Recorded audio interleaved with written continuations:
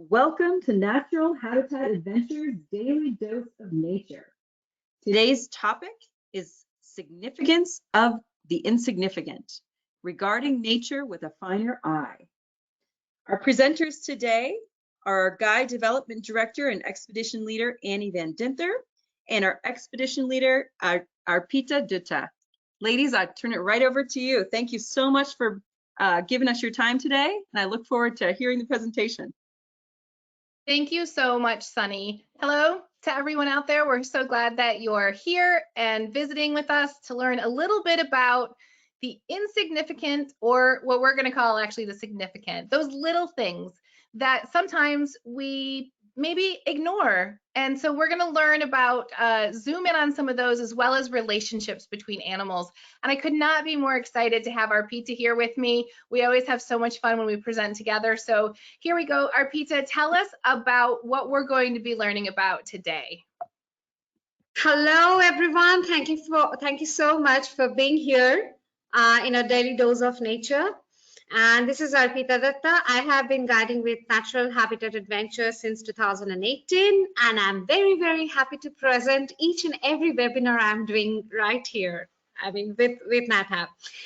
So, Annie, while doing a lot of webinars, suddenly, I just realized that we are talking about all the bigger faunas, like all big things. Even from the western part of the world. It's like you have the sloth bear, whale, and all the bigger, the African rhino, everything. And even in the Asia's part, we have the tiger, lion, big cats, the bigger herbivores like the Asiatic elephants we talk about.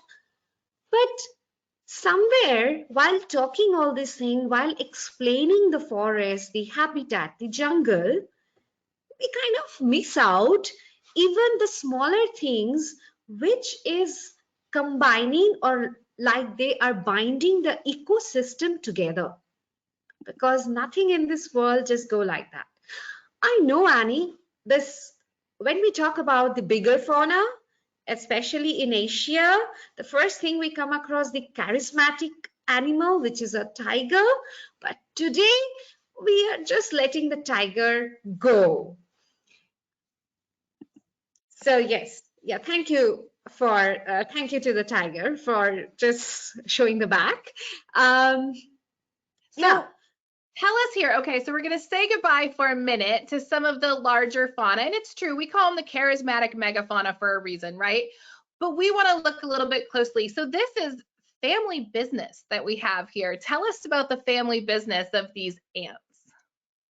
Yes, I don't know about human, how they are very good at family business. I think few, of course, are, and few really not.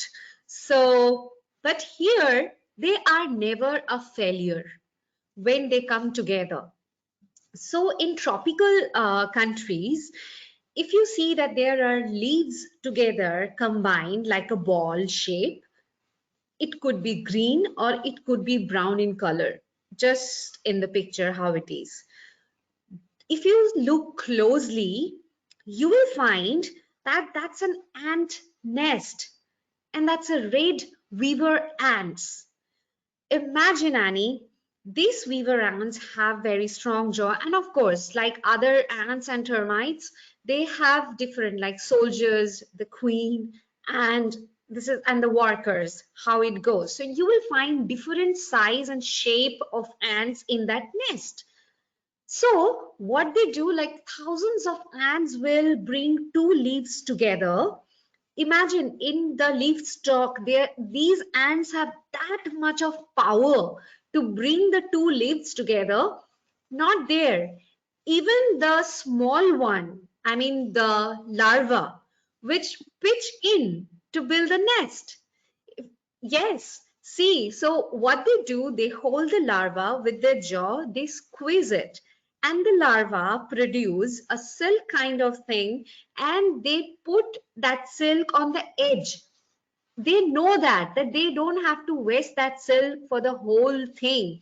Just at the edge, they put it bring the leaves together, they attach it. It's kind of a gluing the edges or the blades together. And that's how they make that huge ball of nest. I mean, imagine the strength, Annie. I mean, we talk about the bigger thing. These are tiny little creature, but they kind of have so much of power.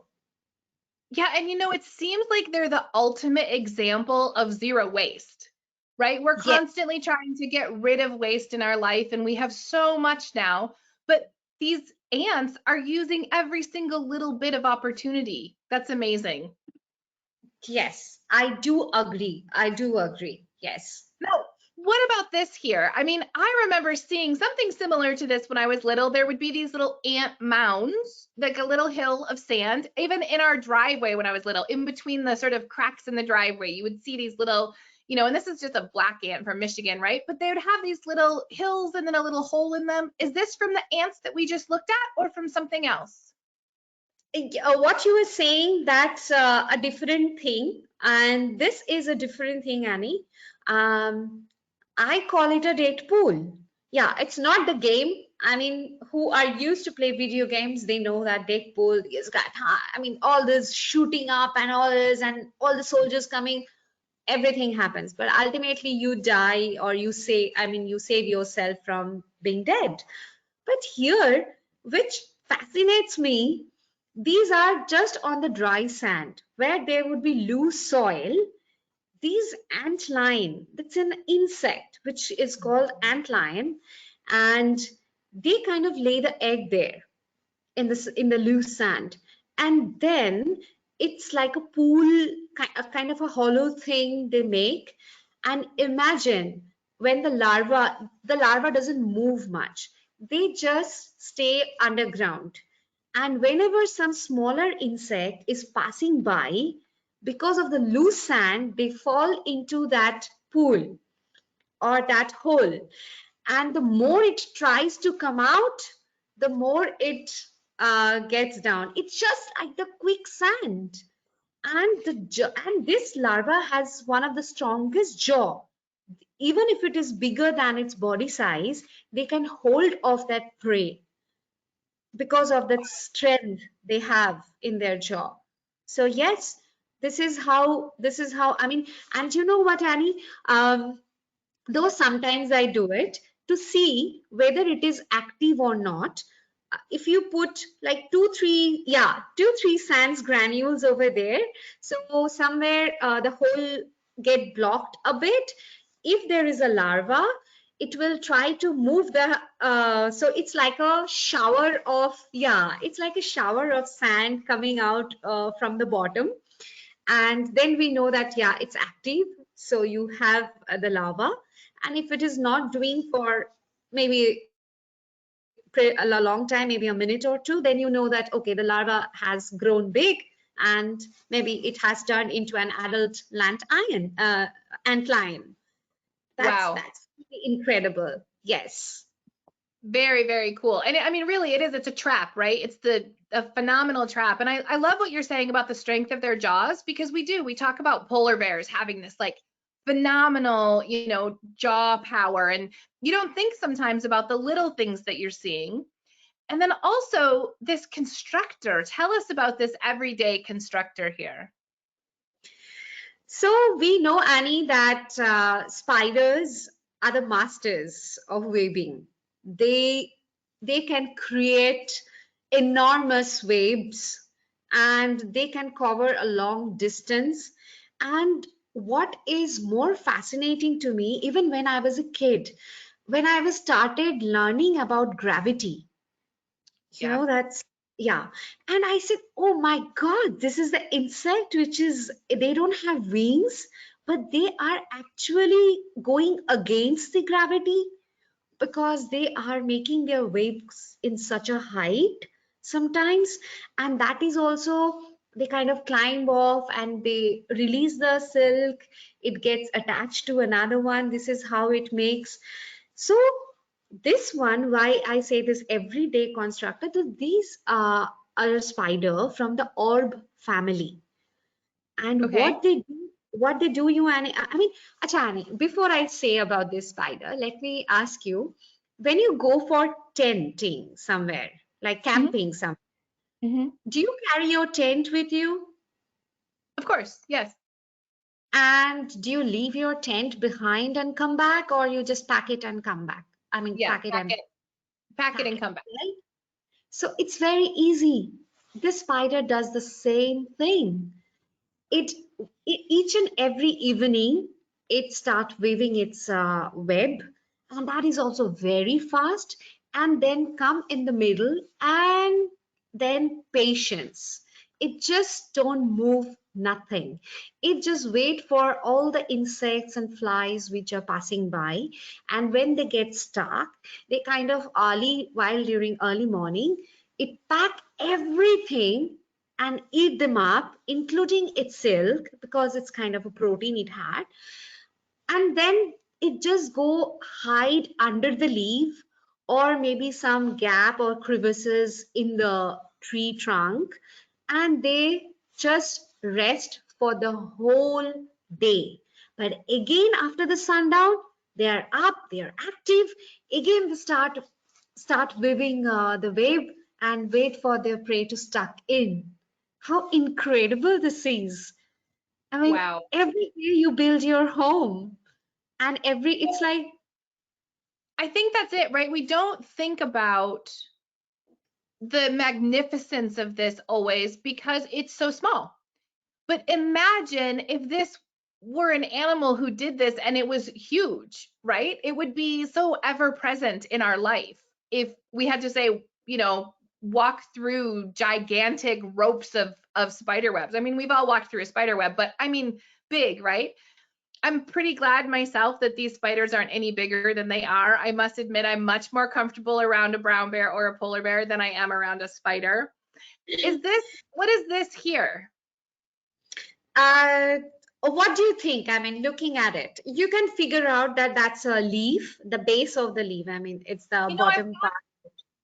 I've gone back and forth because partly I wonder if it's some kind of plant that's about to sort of, like we have this weed here that when you touch it, it kind of explodes a little bit. And it almost looks like a seed like that. But then I know you, and so I think it must be something to do with an animal. You're very right, honey. Something to do with animal. As we were talking about the spider web and the releasing of silk, this animal, or rather this insect, does the same thing, like releasing a silk, but in a different way. Okay, when you are making some caramelized thing, when the sugar get caramelized, so if you like pull a strand, and after a while it will be like that, right? So what, imagine, I mean, I don't know how much brain do they have. I mean, it's such a small insect. They go somewhere which is little difficult for other predator to reach. Just like, see, the bottom of the leaf, it did. And even sometimes they go with other wall or branches which are coming out. So this is a lace wing. It's called a lace wing, and that's the egg of the lace wing. So what it does, Annie, they almost lay near about 300 eggs, and that is also in not in a single day. It takes every day they give around 30 to 40 eggs, and in different places. What they do, they push that silk, they stuck it into the place where they want to, and they slowly pull it and they hold it for a few seconds to get the strands, be a little stiff, and then they release the egg. So the egg get touched in the tip of that strand, and that's how they lay the egg. So imagine, Annie, a lot of ants and other insects like even spiders, they move around. They could get the smell, maybe they move around, they're looking for food, but the eggs are right in front of them, but they cannot get it because the strand is so thin and the eggs are out of their reach. So that's Wow. how it gets saved. And the egg, the quantity of egg is almost the twice the body weight of this lace wing. Wow. I mean, where do they keep so many eggs? That's another question. And you know And what I can't help thinking of is I can't help thinking about my chickens and them like sticking the eggs on the bottom of the coop or something like that, right? Like it is a genius approach when something's searching for the eggs like that. That's incredible. And after 3 days, they start hatching and the larva comes out. They are also small. Sometimes they feed on that upper portion of the egg or cut down the shell. They come out and then they are by their own. Then there Wow. is no, yeah, there are kind of not many defense mechanism they have, but they are in huge quantity. So of course, that's how the natural selection takes place. Wow, that's incredible. And so now tell us about this one because I feel like I have seen leaves that have a bit of a trail on them, but of course this is something on your side of the world. So tell us about this path creator. Yes, I mean, when I was young, I didn't know about it. I used to think it's funny, but honestly, I used to think that the plants are giving us some treasure maps. And Oh, and sometimes I used to draw some mountain and some stone to see that okay where the path is moving out. But later when I found out, it was like blown my mind that how an insect can do this. So if you see the small insect with the two black dots at the bottom, so that's an adult insect of a leaf miner. And this one. And you know, Annie, they lay the egg in between the cellulites of the leaf. Imagine one leaf, there is no double thing, it's just the cellulite, the double layer thing. So they lay the egg inside that, and the larva keeps on. When the egg hatch after a day, the larva starts feeding on one portion of the leaf, like they leave one part. It's like a sandwich thing. Just have the burger inside and the bread on the top, and you leave the bottom part. So they kind of starts feeding and they go haywire. Like that's the reason why so many scribblings are there, and they make beautiful patterns as well. So that is how, and those areas the cells are dead, and then it just gives that color. It can be of different color sometimes, but it gives out this color. do you know what I'm thinking as you say this? We've both said already in this webinar, when I was a kid, I used to think about this. And I'm starting to wonder if maybe this is the gift that children have, that they are still noticing what we're calling small or insignificant, what we forget to notice. But as a kid, you're playing around in the, ground or the dirt of the lawn or wherever it might be, and you're gonna interact with these insects, with the small things. Another thing I remember from childhood, growing up in Michigan, and just last night I was watching some movie, I don't even know what it was, and there was a sound of insects. We don't really have crickets in Alaska. There is never that sort of amazing sound that some, insects can just take over in a place. So tell us about the sound magnifiers by you. Yes, so I'm lucky to stay in a country where the habitats, we have different types of habitat, and especially due to the tropical climate, we have a lot of different species of insects in different area, in different habitat. And these are the cicadas. So most of us, we know that the cicadas, they come out from the ground in they come out from the almost after 17 years. They come out, they mate, they lay the egg, and they die.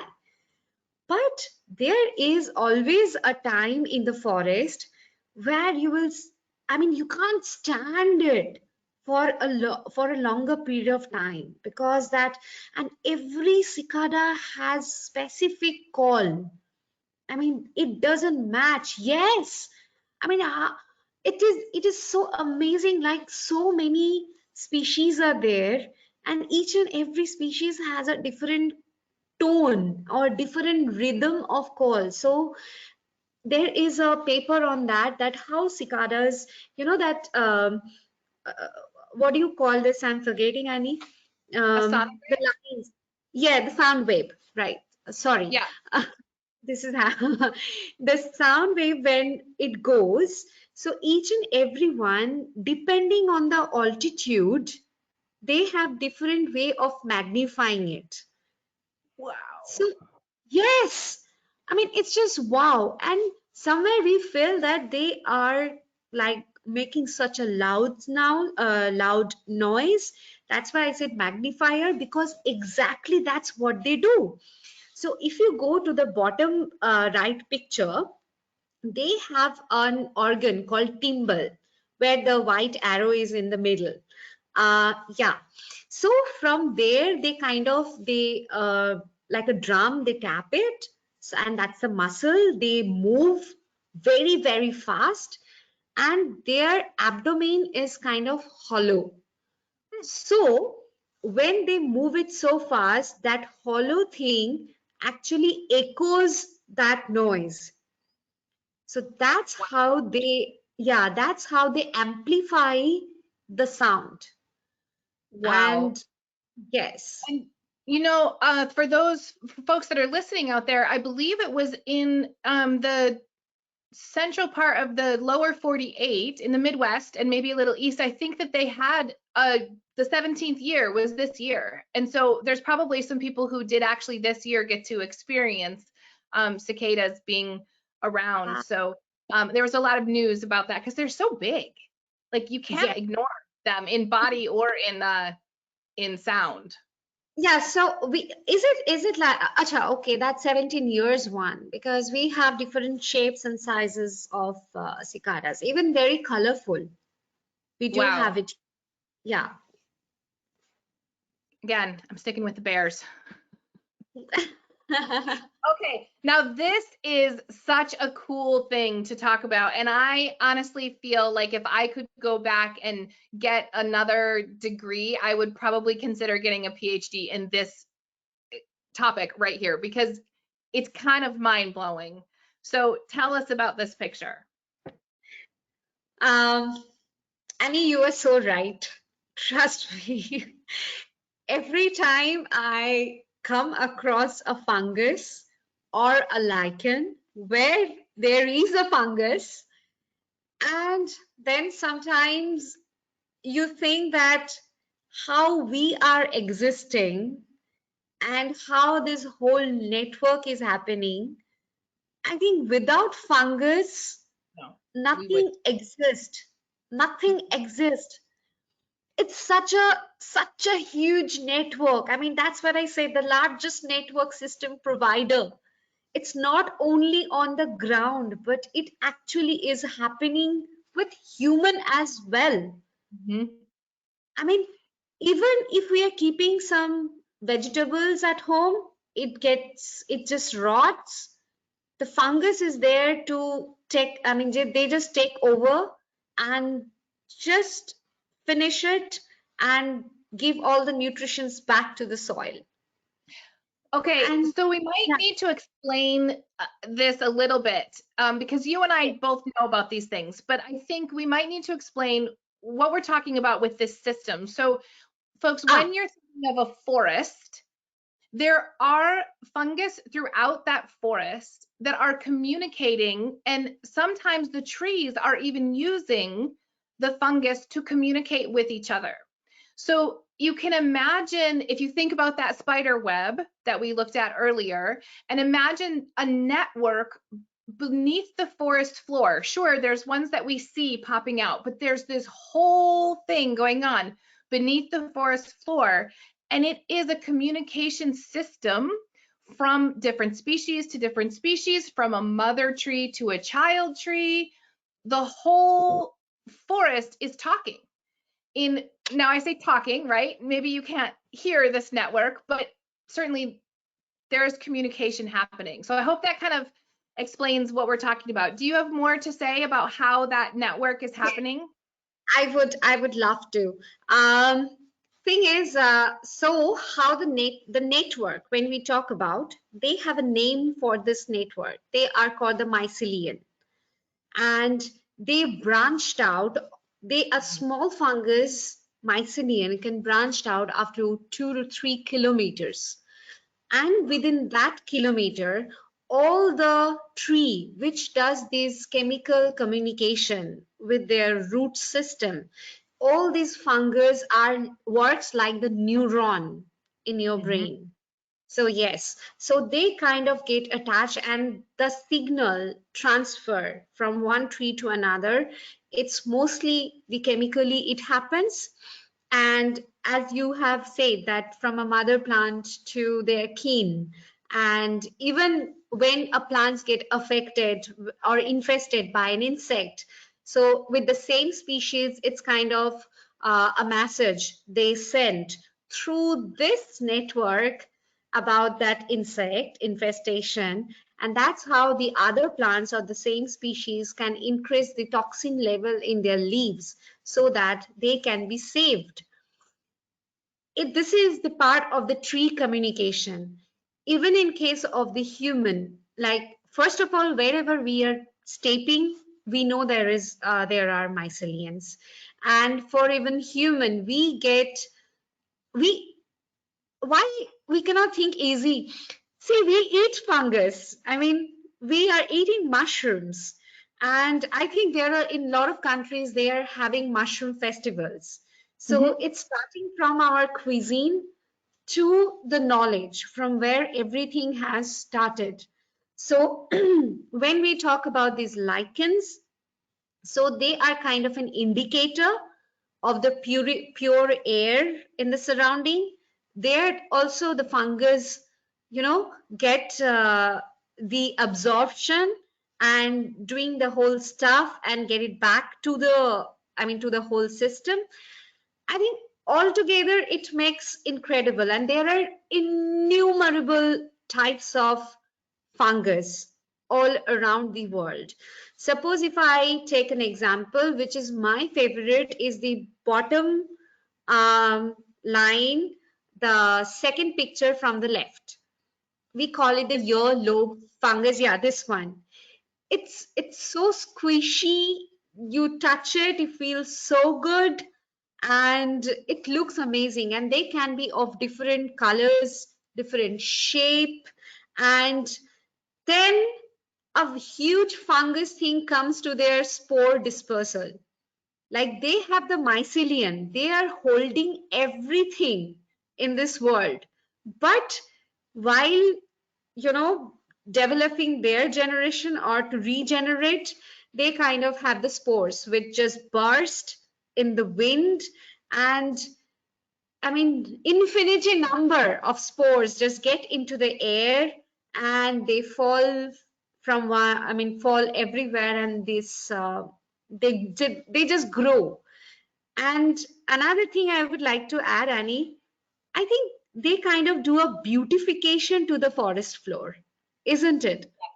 Yes, So I many 100% agree with that. I mean, we don't have a lot of bright colors in a northern forest. Obviously we have all the greens, right?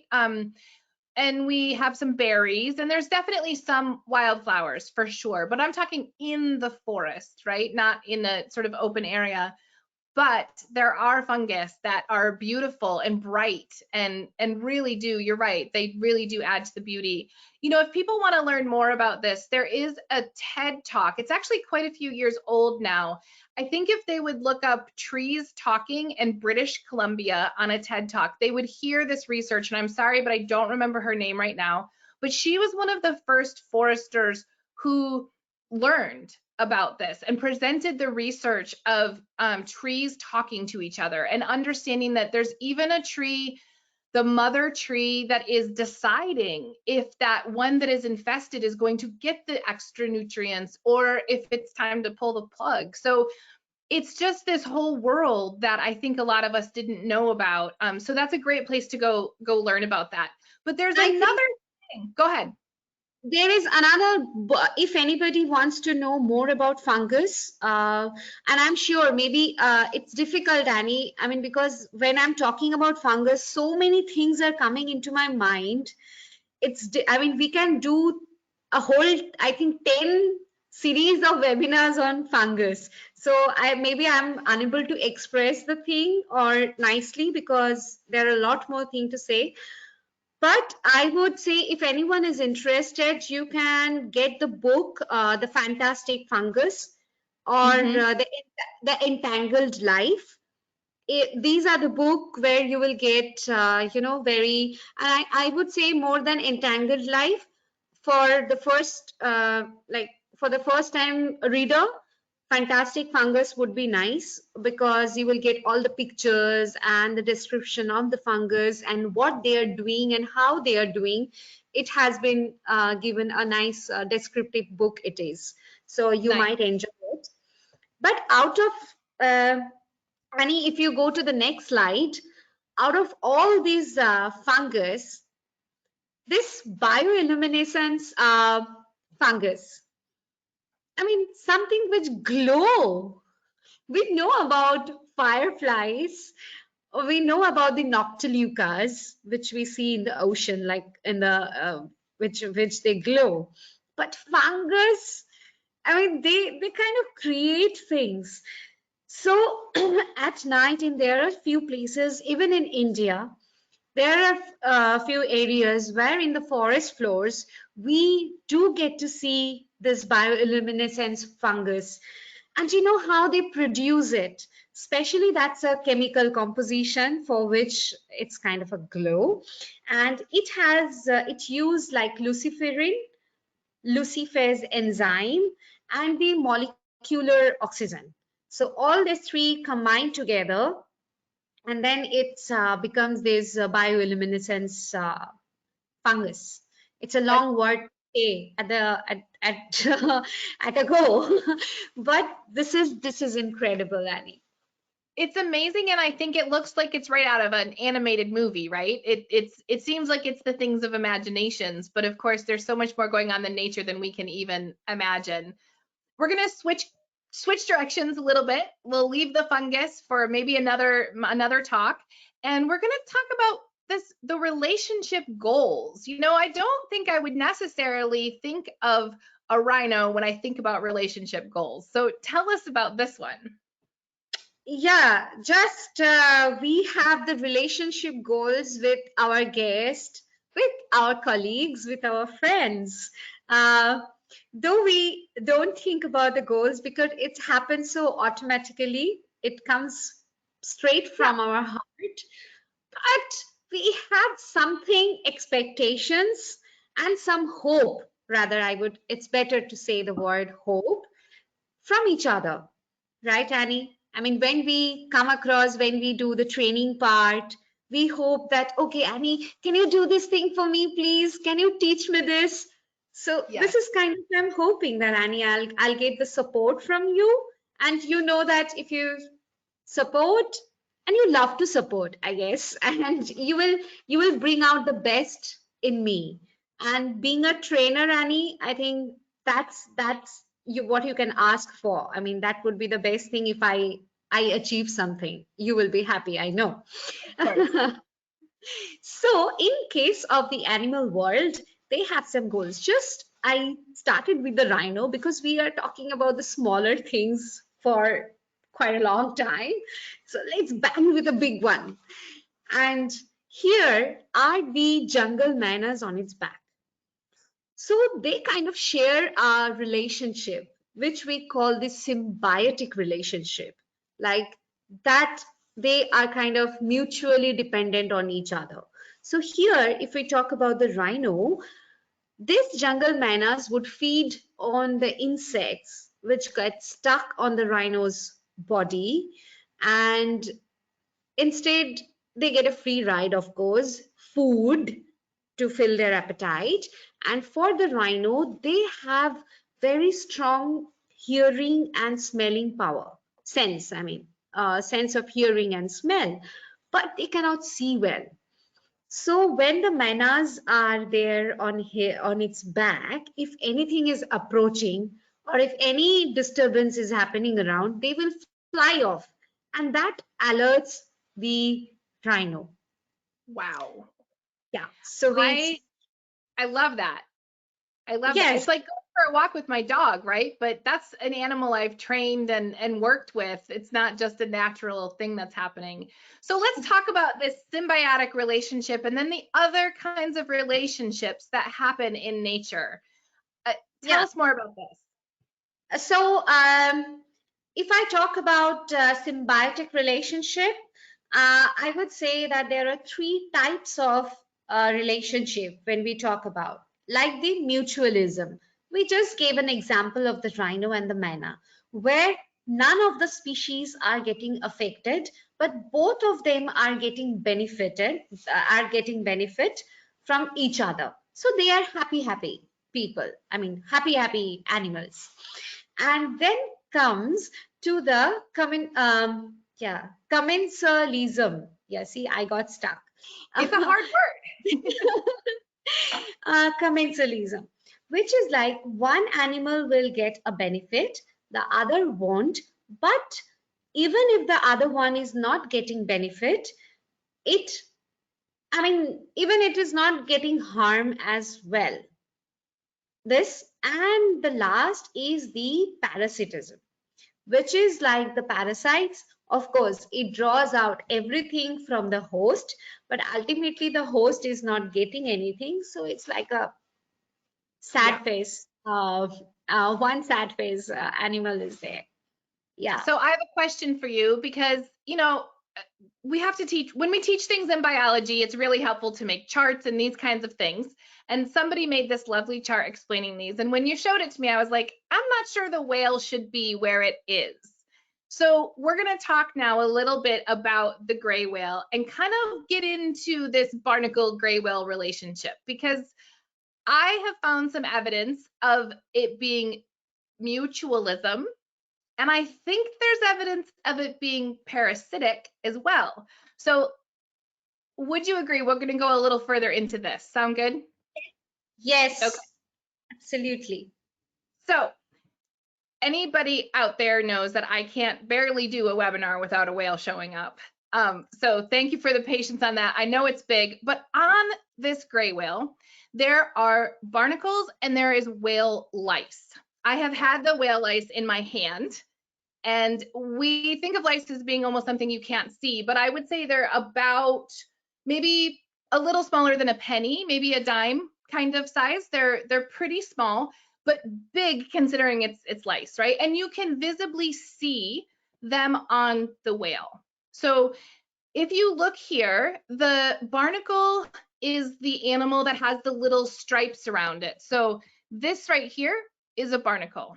These different lice right here, that's all lice, where you see that sort of peachy color. Those are mini whale lice.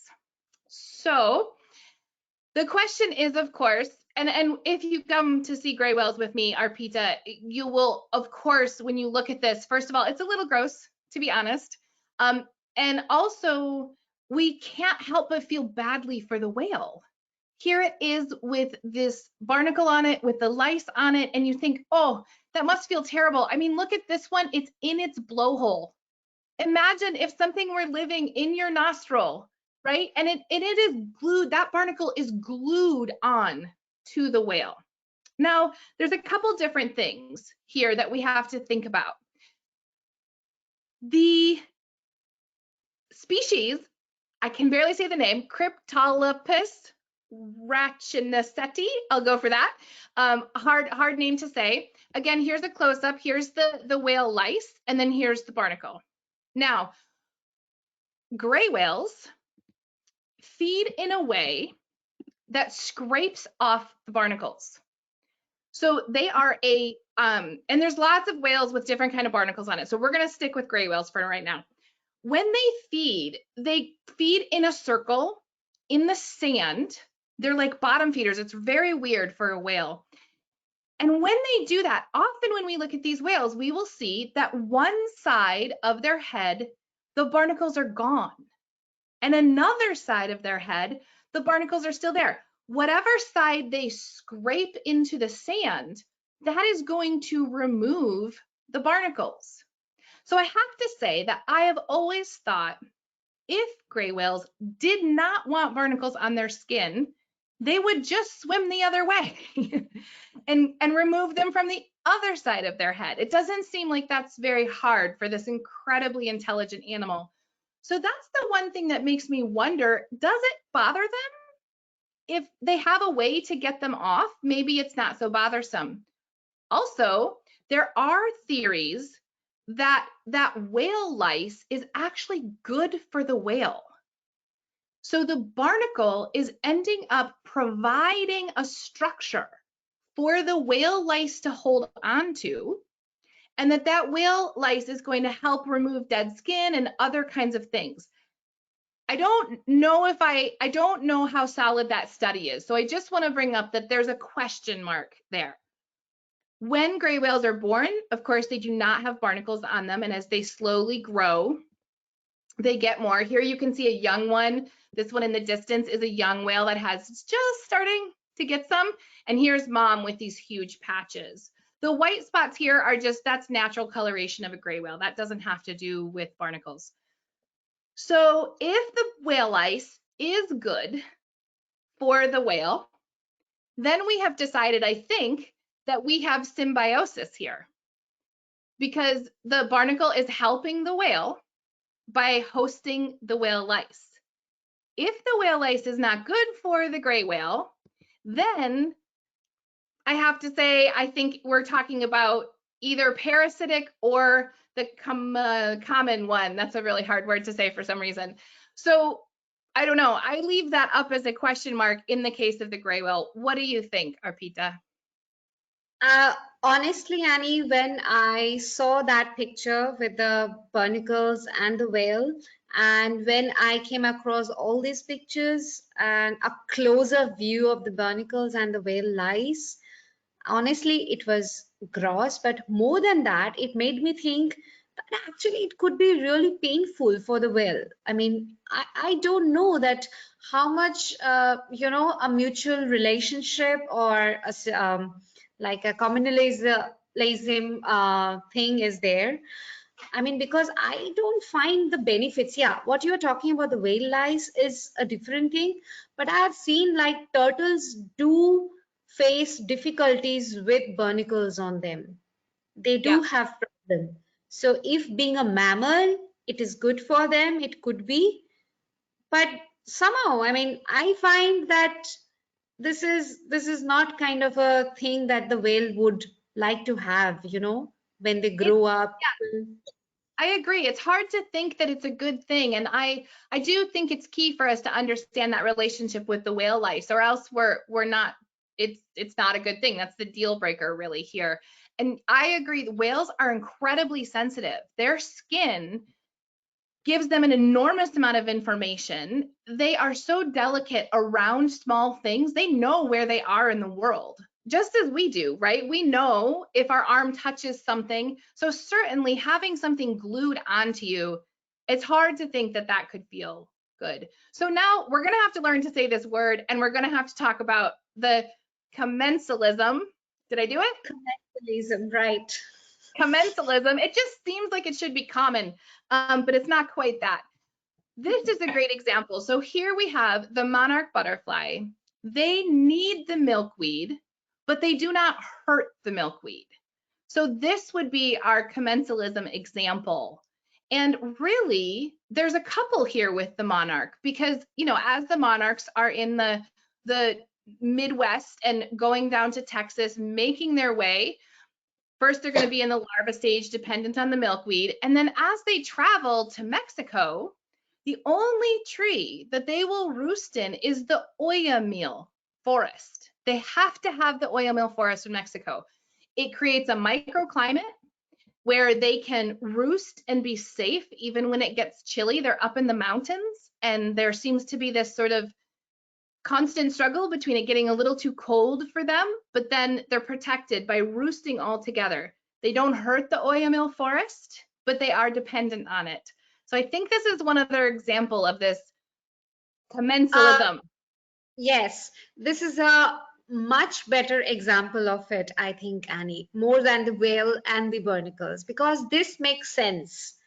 We're going to go back and change that, Yes. change that picture. Change that, or rather, we are going to study a bit more about it, that how things are happening.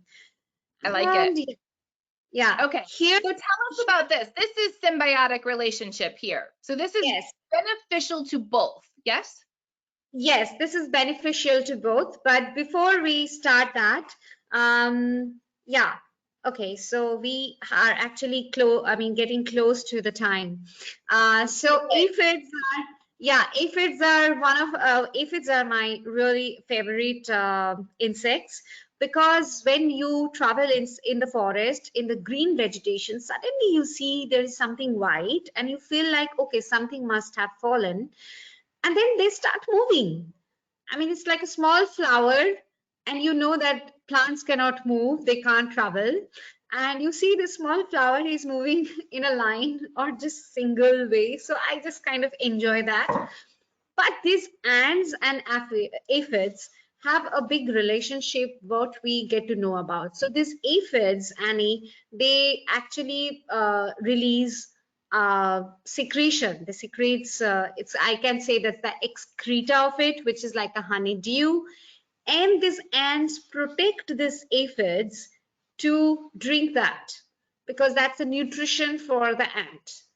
Wow. So, and on that, the ant protects the aphids from other predators, like from other ant colony or from other smaller insects and birds, because they kind of curl up around the aphids nymph, the smaller one. So yeah, here both of them getting benefits and no one is harmed, but mostly all the symbiotic relationship I've spoken about here, it's mostly the mutualism is here. So we think positive about it. Yes. What about this one? This is like if you come across in the forest, suddenly you will see a bulb of or a blob of a black thing with a lot of scaly structures are hanging around. So I mean that is an ant nest. These ants are called the Chromatogaster ants. And you know, this woodpecker, or not only this woodpecker, different species of woodpecker feeds on these ants and their larvas.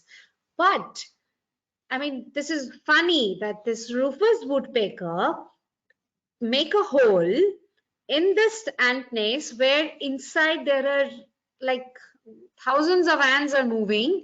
They make a hole, they lay their egg inside, and they incubate that, sitting inside the ant nest. Just go to the next picture, Annie. Yes, see this.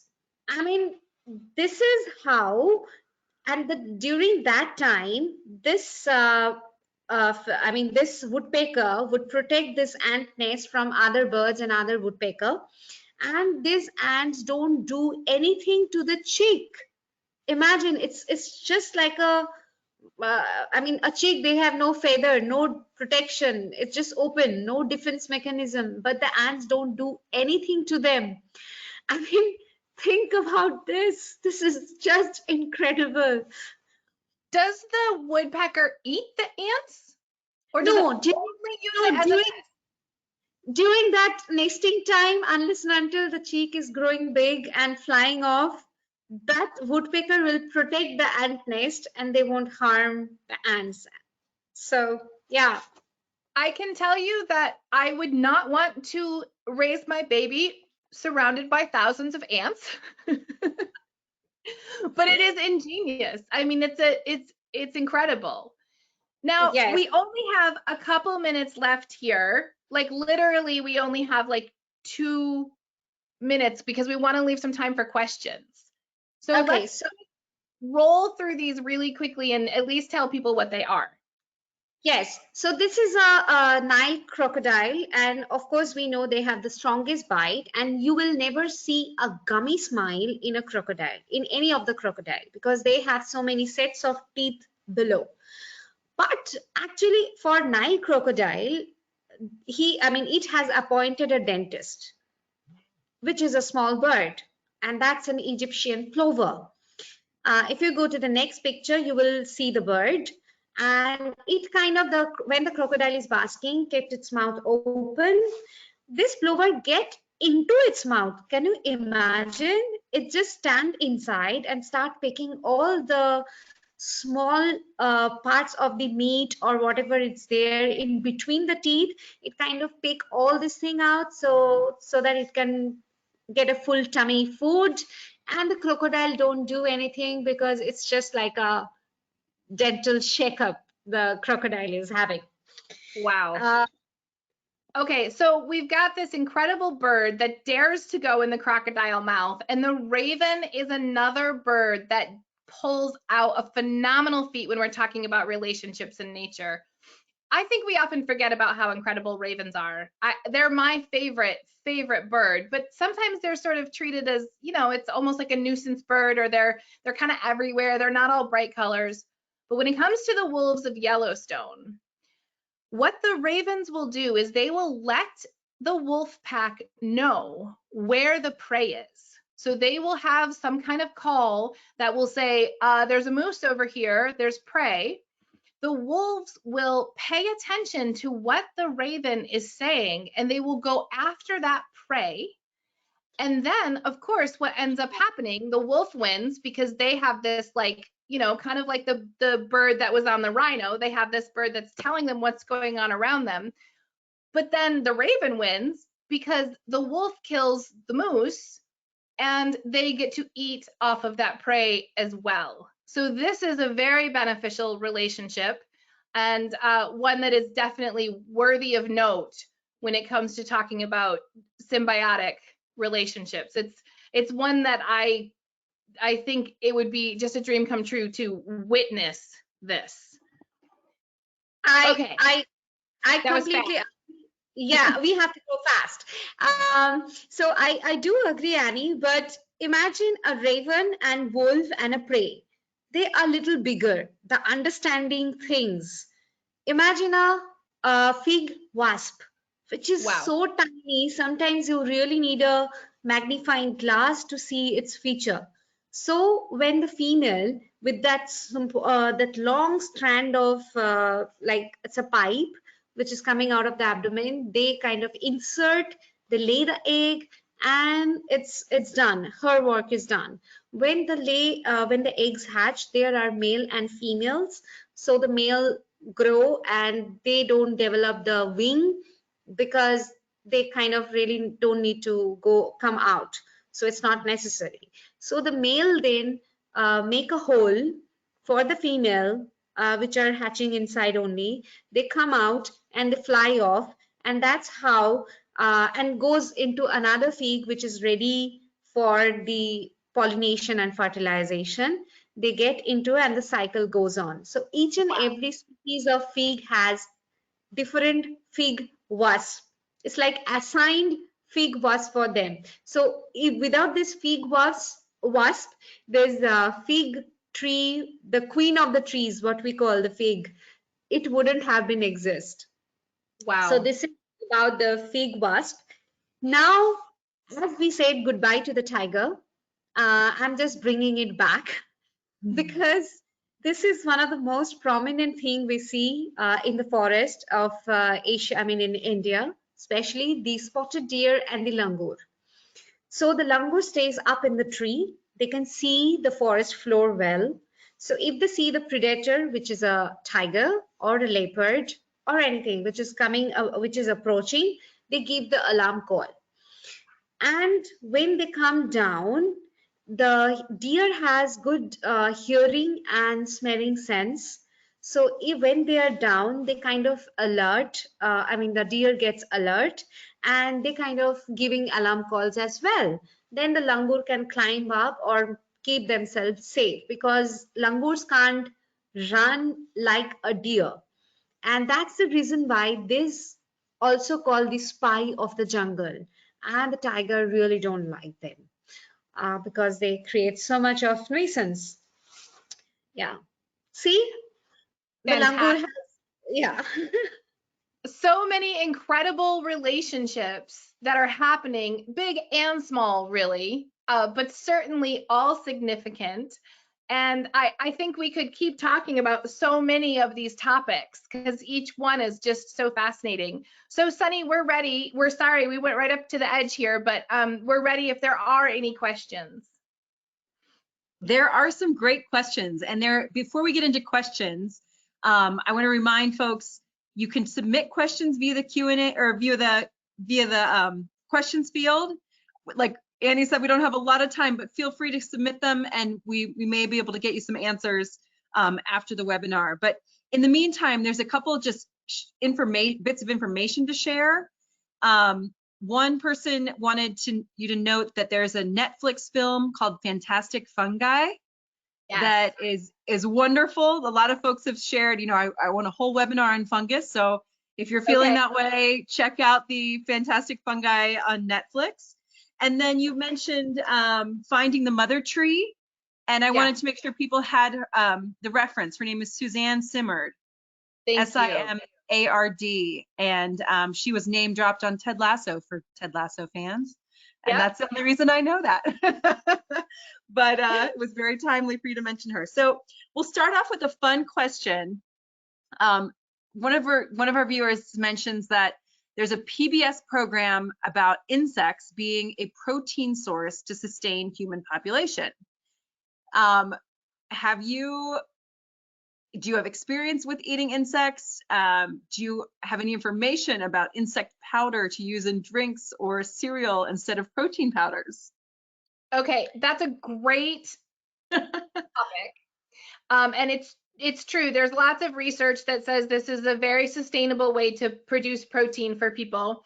And Sunny, near you, I've been in Colorado, of course, when I go to visit the headquarters, there is a botanical, like a butterfly garden, a botanical garden. Mm-hmm. And they have a learning area there. And I was there with other guides, so a guide training.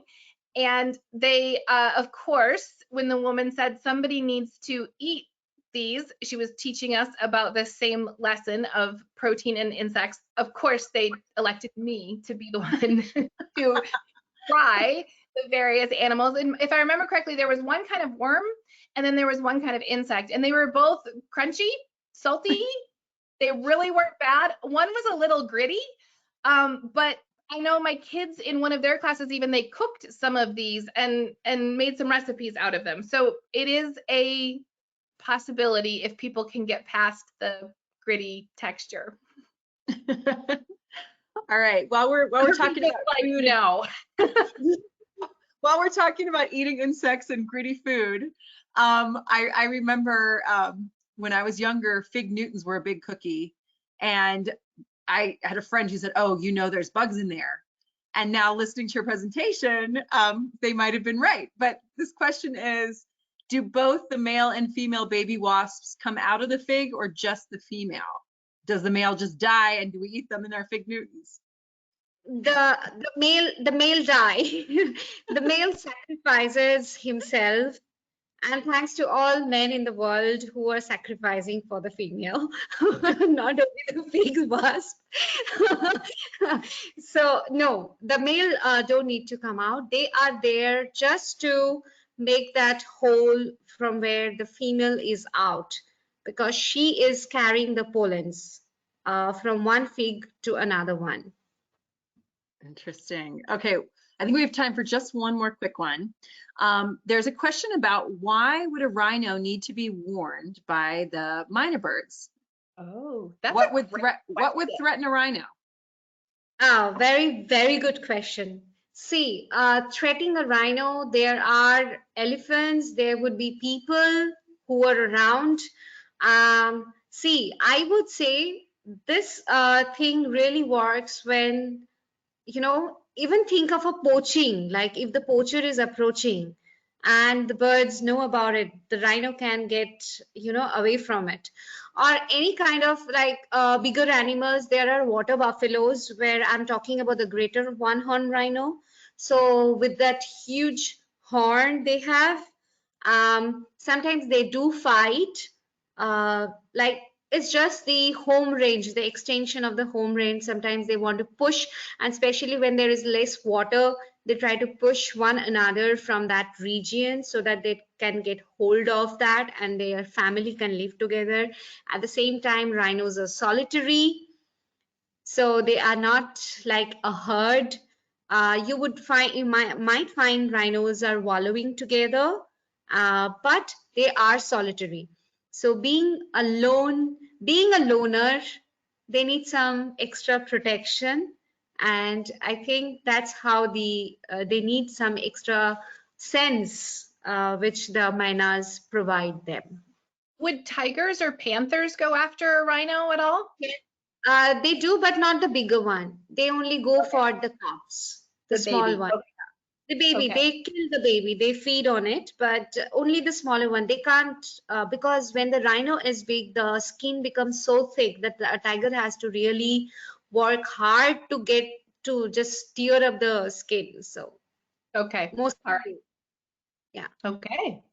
Got it. Well, that was a fascinating presentation, ladies. Thank you so much. Do you have any closing comments? I just want to say thank you so much, Arpita. It is always so much fun to present with you. I love it. I learn something every single time. And thank you to all of you who joined us. It is our absolute pleasure that we get to do this every week and teach and talk and learn as we teach you about these incredible animals. And Sunny, thank you for all the work putting this together. We really appreciate that. Arpita? Yes, you have said thank you, but I want to, it's a request, or that's my hope. It's like a mutual relationship, right? So it's a hope that all of you be here at whichever webinars are happening. I mean, you know what? We always travel, we always go out, we try to share our passion and our enthusiasm and whatever we know, we try to give out. And due to this COVID, we're unable to do that. So this webinar, when you are on the other side of the webinar, it's kind of mentally we get prepared. Yes, we are again doing the same thing. We are making our, guests listening to others. So thank you for being here. And again, there is a hope that you will always stand with us and be there all the time. Thank you so much. Thanks again. It sounds like this is truly a symbiotic relationship. And I just want to share with you all the love coming from the comment section. So many folks really enjoyed it. Definitely a webinar on fungi should be in the works. And yeah, and we got some kudos to Annie for actually eating those bugs. So well done. Okay. For that. Thanks, guys. Thanks so much to everyone who tuned in. Please join us tomorrow for our next daily dose of nature. You can check out this week's lineup, including registration links, on our website at nathab.com/webinars. We did record today's presentation, and we will have the replay available on our website soon. With that, I'll conclude the webinar. Thanks again. Take care, everyone.